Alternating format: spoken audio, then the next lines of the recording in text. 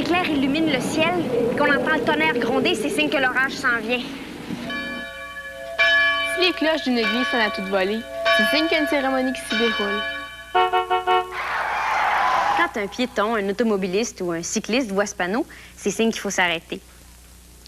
Si je vais embrouiller quand je lis, c'est signe que j'ai besoin de lunettes. Si j'entends des sirènes de pompiers, c'est signe qu'il y a un incendie quelque part. Et des signes, il y en a partout. Il faut juste savoir les déchiffrer.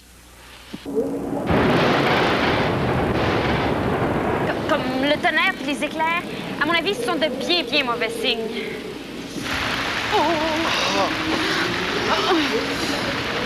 Qu'est-ce qu'on disait? Un immeuble brûle. Qu'est-ce qui a déclenché l'incendie? Impossible de le savoir, direz-vous. Tout est brûlé. Pourtant, découvrir la cause d'un incendie, c'est la tâche du pompier enquêteur. Comment fait-il? Il lit dans la couleur de la flamme, la suie et les décombres. Oui, pour lui, un immeuble incendié, ça parle.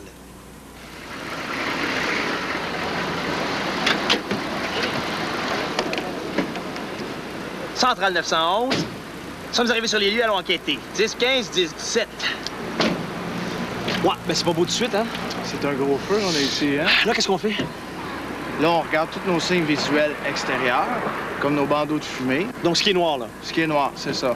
Ça nous indique l'étage d'origine de l'incendie en même temps. Puis comme ici, on peut éliminer la partie gauche, on regarde du côté droit, où ce que c'est plus brûlé. Donc, ça nous donne un autre indice de plus pour aller chercher le début de l'incendie. Ah oui, ici aussi, il y a des bandes noires. Oui. Puis ici, notre plus bas étage de l'incendie, notre plus bas étage, c'est l'avant-dernier étage. C'est la même chose qu'en avant. Puis par le bandeau ici, le dessin là, du feu, se situe au même endroit qu'en avant. Ça sent vraiment mauvais ici, hein? Et c'est l'humidité. L'humidité, toute l'eau qui a coulé pendant l'incendie. Chaque année, à Montréal, il se produit environ 2000 incendies, dont 600 sont d'origine criminelle. Les autres sont dus à la foudre, un problème électrique, une imprudence.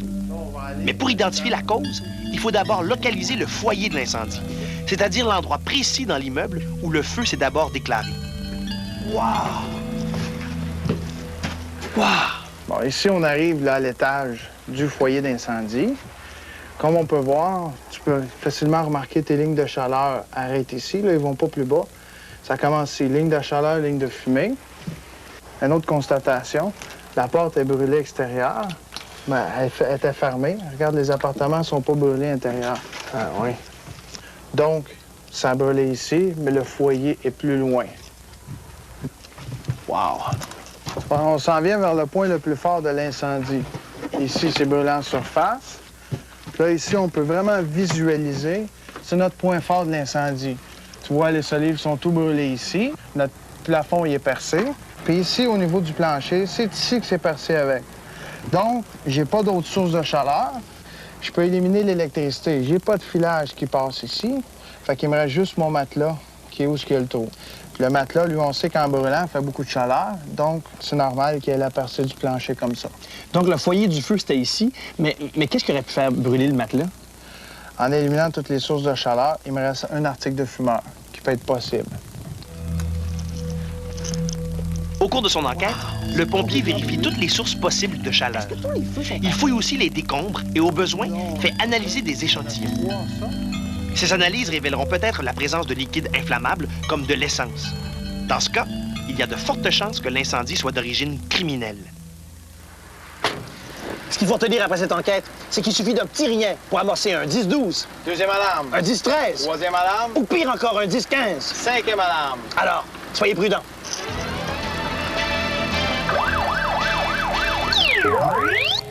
Des espions, des agents secrets, il y en a dans les bandes dessinées, il y en a dans les films, mais il y en a aussi dans la vraie vie.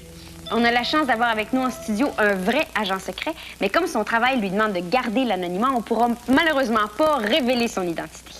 Bon, c'est comment être un agent secret, là? Est-ce que c'est très différent d'être un détective? Un agent secret, c'est une personne qui fait de l'infiltration à travers une entreprise. Il garde son anonymat, puis même qu'il devient au même type qu'un employé. Il est traité de le même type qu'un employé aussi. À travers ça, il fait son infiltration. Tandis qu'un détective, c'est une personne qui fait des recherches. C'est une personne qui peut faire de la protection personnelle. Puis c'est ça en gros. Ça veut dire que vous pourriez vous infiltrer dans une compagnie puis vous faire passer pour un employé. Exactement. On est porté à faire tout genre de métier, nous. Est-ce que vous utilisez du matériel d'espion, comme des micros, des caméras miniatures? Oui, souvent, on a des stylos où on introduit un micro dedans. Lors d'un interview ou d'une interrogation, on peut enregistrer la discussion. On a même des stylos qu'on a une petite caméra miniature infiltrée à l'intérieur. Même qu'on a des caméras miniatures qu'on installe dans les faux plafonds ou dans un cadre. C'est la grosseur d'une mine de crayon. Est-ce que vous utilisez des codes secrets? Les codes secrets, je peux pas en parler parce que c'est secret. Ah, oui. Souvent. Est-ce que votre entourage sait quel genre de travail que vous faites ou est-ce que ça doit rester secret? En gros, c'est seulement la famille qui est au courant des bons amis de confiance. Après ça, là, c'est secret. Qu'est-ce qui a pu vous donner l'idée de devenir un agent secret? C'était mon rêve depuis que j'étais tendre enfance. Je voyais des films de James Bond, puis ça m'a fasciné, puis c'était mon rêve, là. Ça doit prendre des qualités particulières pour devenir un agent secret? Il faut être comédien, il faut une bonne psychologie aussi afin de s'adapter avec tout genre de personnes, autant rockers que classiques. Prendre une bonne forme, un bon entraînement. D'ailleurs, j'ai eu la chance d'être entraîné par un Japonais qui est Toshiro Nguyen, qui a été l'entraîneur de James Bond pour ses productions d'arts martiaux, là. J'ai eu la chance d'être entraîné avec lui dans l'armée. Wow! Mais moi, je pense que j'ai toutes les qualités requises pour devenir un agent secret. Toi? Toi, un agent secret? Elle peut moi rire. Ben, puisque je te le dis.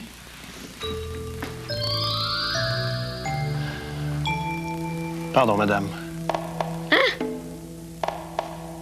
Tu vas voir, on est fait pour s'entendre. Je l'ai dit tout de suite. T'as tellement des beaux yeux, j'ai pas pu résister. T'es tellement fine, puis douce, puis drôle. Je suis assez content de t'avoir rencontré, là. Tu sais que je peux pas t'amener à la maison maintenant. Mais faut que je l'annonce à mes parents. Ils sont bien fins, mais faut que je les prépare. Ils s'attendent pas à ça. On va leur faire toute une surprise. Il va falloir leur présenter la chose doucement. OK, ben faut que je te laisse. Bye, puis tu n'as déjà hâte de te voir. Bye. Philo Tremblay? Stéphane Blonde, tu m'avais pas dit ça? Félicitations, mon vieux.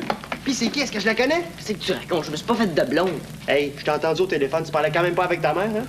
À demain, hein? Moi aussi, j'ai hâte de te voir. Rendu que tu m'espionnes, tu peux me faire signe que t'étais là. J'ai pas fait exprès. Puis c'est qui? Où est-ce que tu l'as rencontré? Laisse-moi tranquille. Si c'est tout l'effet que ça te fait d'être en amour, moi j'aime mieux te laisser tout seul. Hey, Catou, savais-tu que ton père était en amour? Voici 2 œufs. Pareil, me direz-vous. Erreur.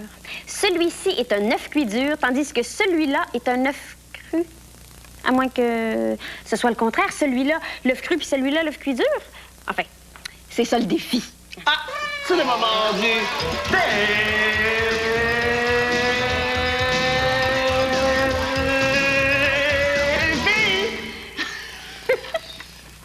Comment reconnaître l'œuf cuit dur de l'œuf frais?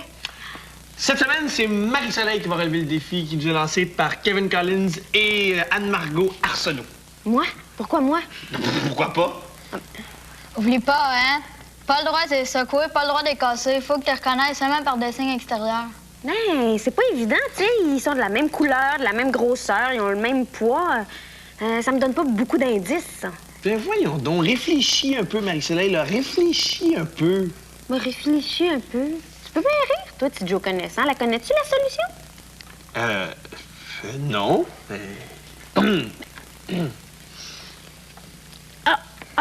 Je pense que je le sais. Les œufs cuits durs voyagent plus vite que les œufs crus. Pas vite! T'es très drôle, toi. T'es très drôle. Mais quoi, c'est pas ça? Pas tout à fait. La meilleure façon pour savoir si un œuf est cuit ou cru, c'est celle-là. Puis ça, c'est l'œuf cuit dur. Puis ça, c'est l'œuf frais. Mais est-ce qu'on pourrait avoir des preuves de ça? Ben oui, il faudrait les casser, on verrait bien. Regarde. Celui-là. Ah, Il est cuit dur. j'en reviens pas. Puis l'autre. J'en reviens pas. Merveilleux. Mais recommence ça, qu'on voit ça, comment t'as fait pour trouver lequel était lequel. Ah oui, c'est plein de bon sens. Ça, c'est l'œuf cuit dur. Ça, c'est l'œuf frais. Exact. Je comprends pas, là. Ben oui, regarde. L'œuf dur, là, il roule vraiment plus vite que l'œuf frais. Plus vite et plus longtemps que le frais. Oui, puis c'est logique quand vous dites ça. Parce que l'œuf frais, à l'intérieur, il y a du liquide. Là. Il y a le blanc d'œuf puis le jaune d'œuf. Puis quand tu fais tourner la coquille, bien, le liquide résiste à la rotation. C'est pour ça qu'il roule beaucoup plus lentement. Tandis que dans l'œuf cuit dur, le jaune et le blanc sont solides. Donc, ils suivent la coquille. C'est pour ça qu'ils roulent plus vite. C'est ça, hein? Exactement. C'est pour ça que c'est beaucoup plus facile de jongler avec des œufs qui sont cuits durs qu'avec des œufs frais. Ah, on va essayer. Oh, non! Pas tout à fait, hein? Non, pas tout à fait.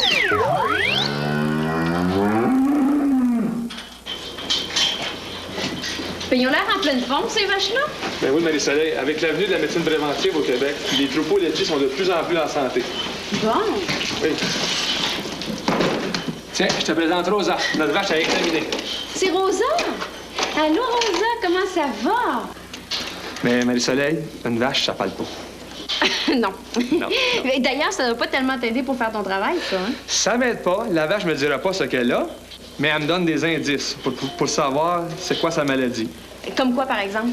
En arrivant, on va regarder l'apparence générale de la vache. Si elle mange, son port de tête, si elle est gonflée, si elle est distendue d'un côté ou de l'autre. Ce sont nos premiers indices, ça. Puis elle a l'air pas pire, hein? Ah, elle est normale, celle-là. La première étape, Marie-Soleil, c'est de prendre la température rectale. Avec ça, on va savoir si c'est un problème infectieux ou non. Évidemment, ce serait un petit peu difficile par la bouche. Hein? Oui. C'est plus pratique par le rectum. Là, si jamais elle décide qu'elle se met à faire caca, qu'est-ce qui va se passer? On sort le thermomètre, OK. on attend et on recommence. Oh! Rosa! Rosa n'est pas tellement gentille, Rosa, quand elle veut, hein? Et? La température, 39, tout est normal. Bon. Par la suite, Marie-Soleil, on va aller faire l'auscultation de la vache. On commence par le système digestif. Ici, là, on ausculte le rumen. C'est un des 4 estomacs de la vache. Elle a 4 estomacs? Oui, elle a 4 estomacs. Le rumen, c'est l'estomac le plus gros. De là, pourquoi faire qu'on appelle ça un ruminant? Ah. On entend ici les contractions du rumen. C'est comme du papier qui est comme bouchonné. On l'entend bien, là. Oui. Après ça, on va aller ausculter les poumons. On va aller écouter s'il y a des râles, s'il y a des sifflements. Et à la fin, on va aller ausculter le cœur, à la pointe du coude, ici. Chez la vache, c'est entre 60 et 70 battements par minute qui est la normale. OK. C'est un bout du cœur. Oui. Elle, tout est normal pour elle. Après ça, Marie-Soleil, on va faire l'examen de la glande mammaire, l'examen du pis. On va regarder la texture des 4 quartiers, parce que c'est divisé en 4 quartiers. On va regarder s'il y a un des quartiers qui est plus chaud que l'autre. Puis après ça, mais on va regarder la consistance du lait. Si le lait est blanc, si le lait est décoloré, s'il y a des grumeaux. Ici, tout est normal encore. Je peux-tu y toucher? Ah, ben oui. Ah, c'est un beau pis. C'est beau, c'est chaud. Hop, le grand coup. Oh! Hein, ça se fait bien, ça? Je vois qu'il est normal. Il est blanc. Voilà. Bon, la dernière étape, Marie-Soleil, c'est l'examen transrectal. Ah, mais pourquoi tu fais ça? Ben, c'est le seul moyen pour aller voir le système digestif, aller voir le système urinaire, puis aller voir aussi le système reproducteur de la vache. Ah oui? Là, tu touches à tout ça? Oui. Là, je peux te dire en plus que la vache, elle a un petit veau de 40 jours. Hein? Ah oui, j'y touche. Ben voyons donc. Ah oui. Oh! Ah oui. Oh! Bien. Oh! En conclusion, la vache est en santé. Je suis très heureuse pour elle. Mais ça te tente d'essayer une petite fouille transrectale? Non, c'est tu fais très bien ça. Mais non, ça serait pas pour toi une expérience personnelle. Ah, j'ai... Oh non. Oh, regarde, tes copains est belle, là. Hey, les débrouillards, aidez-moi quand même. Savais-tu que les petites taches blanches qu'on a parfois sur nos ongles, c'est un signe qu'on manque de calcium? Non. Je suis désolé, Marie-Soleil, là. Ça, c'est faux. Ça, c'est archi faux. Les taches qu'on a sur nos ongles, là, ça n'a rien à voir avec le manque de calcium. Mais là, énerve-toi pas. Qu'est-ce que ça veut dire, d'abord? Ben, ça veut tout simplement dire que la base de ton ongle a subi quelques petits chocs. Puis ces petits chocs-là ont entraîné la création de petites bulles d'air là, dans la partie profonde de ton ongle. Puis ces bulles d'air-là apparaissent sous la forme de taches blanches. Alors, ça veut pas dire que tu manques de calcium, ça veut surtout pas dire que t'es pas en santé. Mais c'est vrai que l'apparence générale des ongles peut refléter notre état de santé. Ah oui? Peux-tu me dire si je suis en bonne santé, d'abord? Sans problème. Tiens.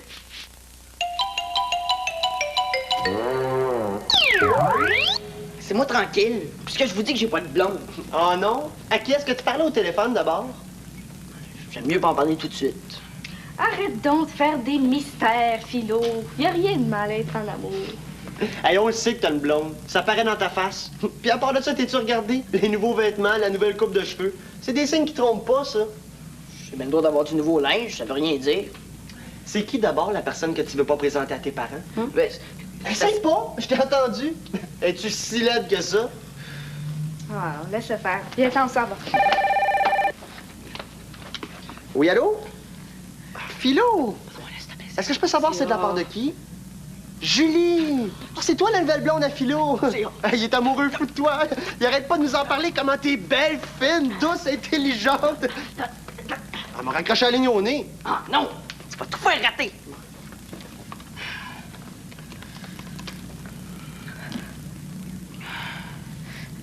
Allô, Julie? C'est Philo? Non, écoute, c'est CA qui... Bon, OK, c'est correct. J'arrive. Toi, tu vas me payer ça.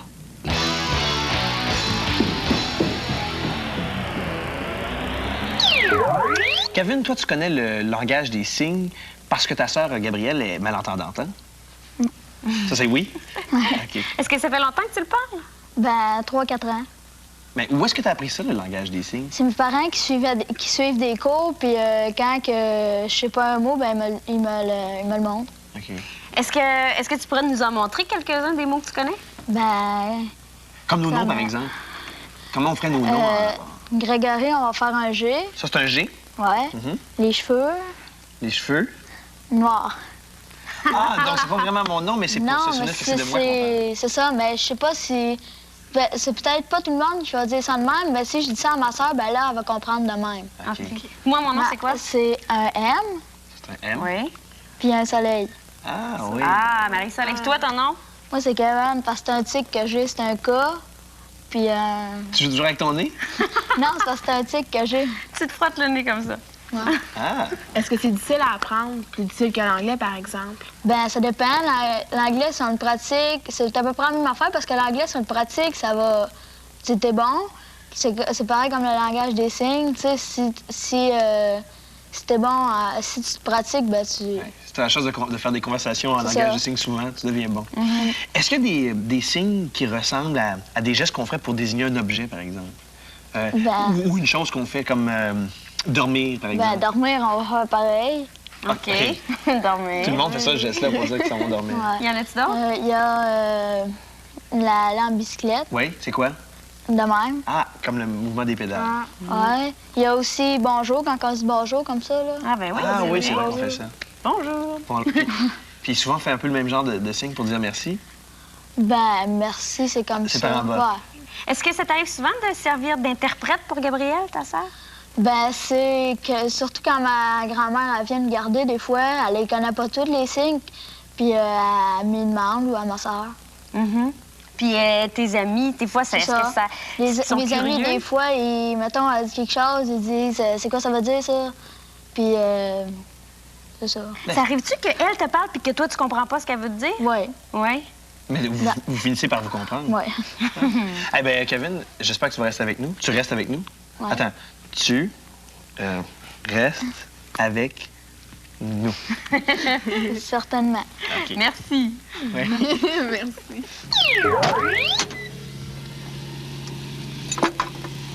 Marie-Josée Bergeron s'apprête à prendre son envol.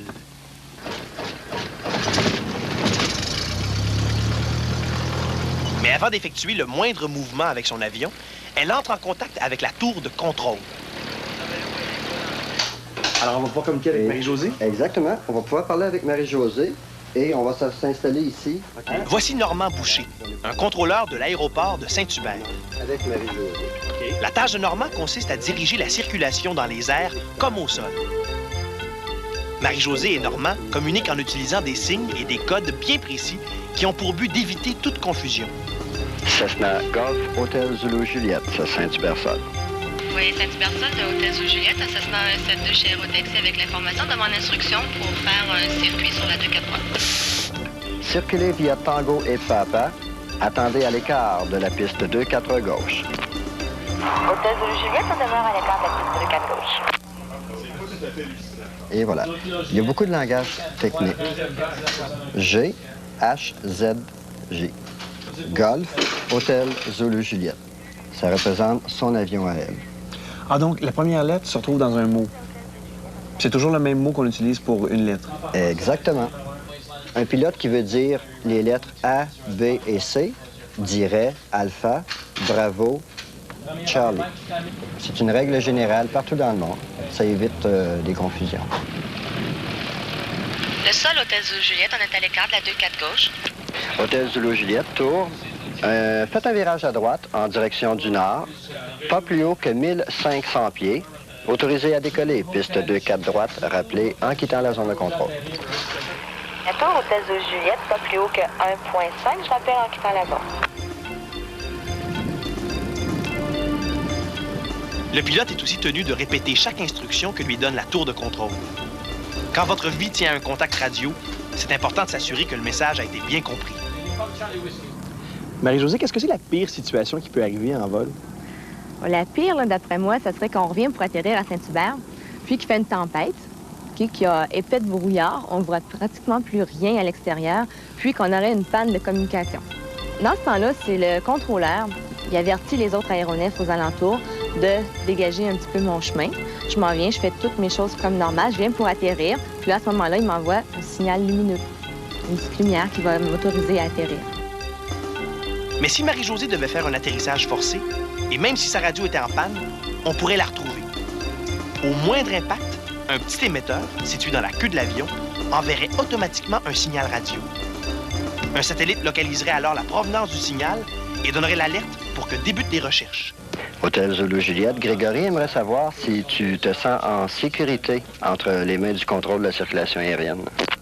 Ben oui, Grégory, je me sens en sécurité avec les contrôleurs parce que les communications, c'est important.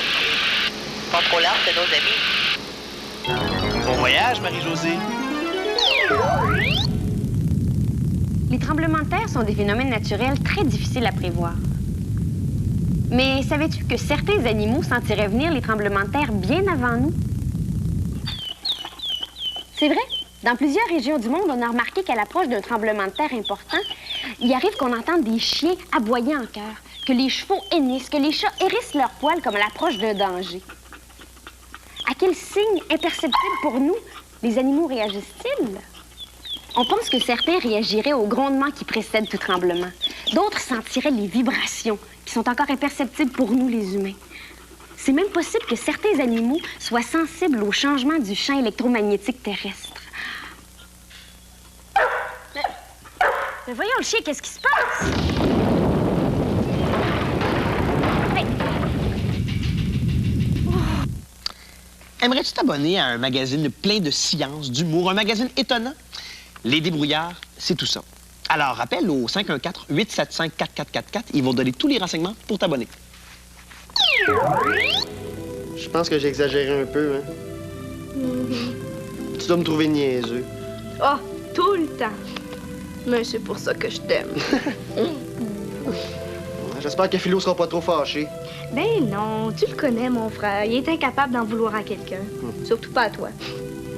Je me demande c'est qui cette Julie-là? T'en connais-tu une Julie, toi, qui pourrait intéresser Philo? Ben... Il y a Julie Dalpé? Julie Dalpé, c'est pas vraiment le genre à Philo. Ben, toi non plus, t'étais pas tellement mon genre. Ah ben... Ici, notre sous-sol. Ah, vous êtes là, vous autres. C'est quoi ça? C'est Julie. Ça, c'est Julie? Oh ben dis donc! C'est la moufette de Julie. À partir de maintenant, c'est ma moufette. Ben voyons, Philo! Les parents de Julie déménagent puis ils peuvent pas l'amener. Comme elle voulait pas le donner à n'importe qui, encore moins la faire tuer, j'ai décidé de l'adopter. En as-tu parlé aux parents? Non, pas encore. Je peux pas leur annoncer ça comme ça. Elle est belle, hein? Tu vas être bien ici, ma belle petite Pichounette. Pichounette? Tu parlais au téléphone avec Pichounette? Quoi? Faut bien qu'elle s'habitue à connaître ma voix. Ah, ça, c'est en plein son genre à lui, ça. Oh, ça veut dire que tu sors pas avec Julie? Parle-moi-en pas, j'ai l'air d'un vrai fou avec des niaiseries. Il a failli donner pitchounette à quelqu'un d'autre. Ça m'a tout pris pour la faire changer d'idée. T'es même pas défâché quand je suis parti. Oh, excuse-moi, ça, c'est de ma faute. Ouais. Elle est belle, hein? Regarde-moi donc, toi. Puis ça, Quoi? c'est parce qu'elle était fâchée, je suppose.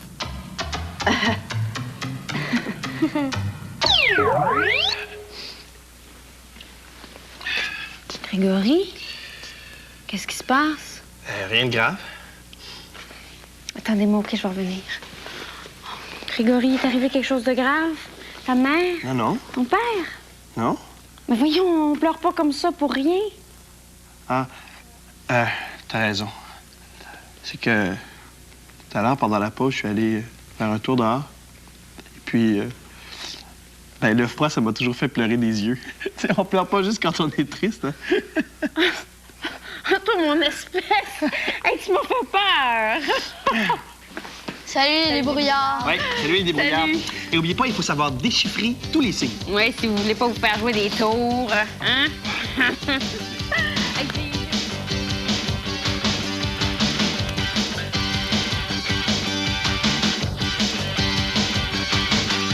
Vas-y, maintenant c'est à ton tour. Vivez une autre aventure fantastique avec Marshall et Simon dans un moment.